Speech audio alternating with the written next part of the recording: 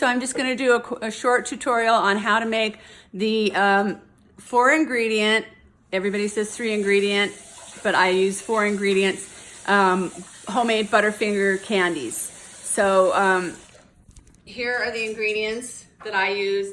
The not pictured is the chocolate that I'm going to use to coat the candies. So I've already made them. What you do is in a bowl you put 2 cups of creamy peanut butter.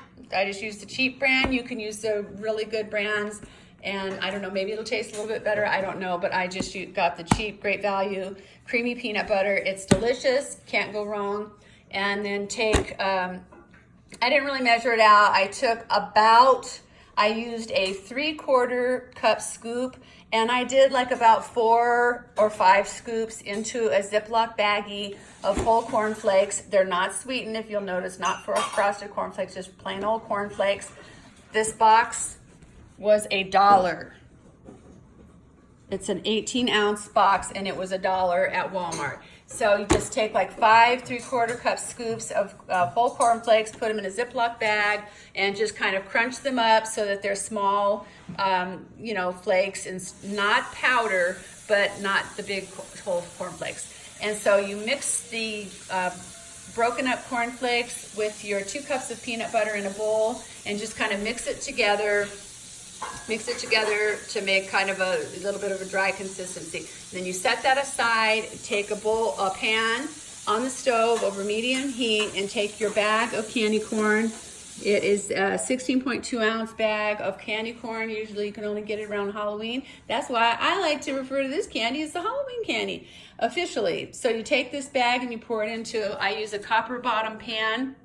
And Tiger just got it washed out, just a copper bottom pan, and just melt your candy. I use a wooden spoon to stir it because it gets really hot, and metal, as you know, conducts heat, and the silicone or plastic, you never know, it might melt in there. So I use a wooden spoon, and you just keep stirring it until it melts and becomes creamy, and it doesn't have any lumps or bumps in it, and it's all just nice and orange creamy.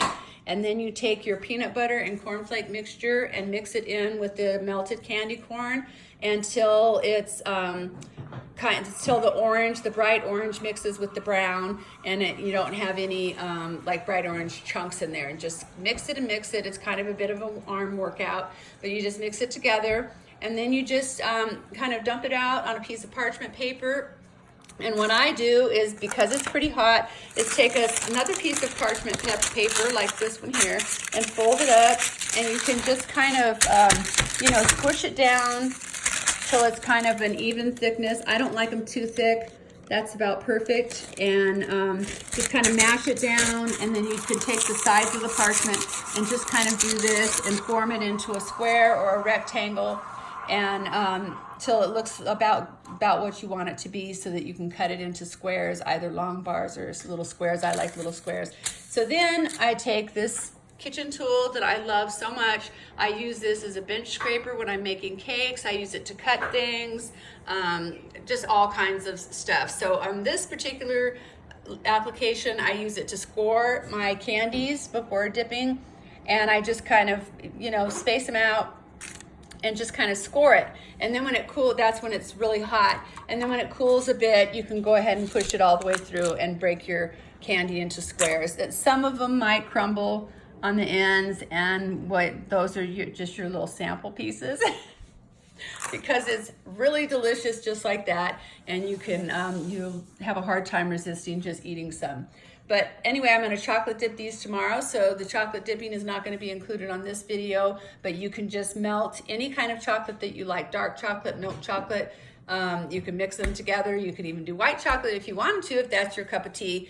I like to mix milk chocolate and dark chocolate and make a nice chocolate coating, and then you can use a fork and just dip each square in, and then put it on a piece of parchment paper. And then when they set, you can either double dip them again, have a nice thick coating of chocolate, or you can just eat them the way they are, and they're delicious.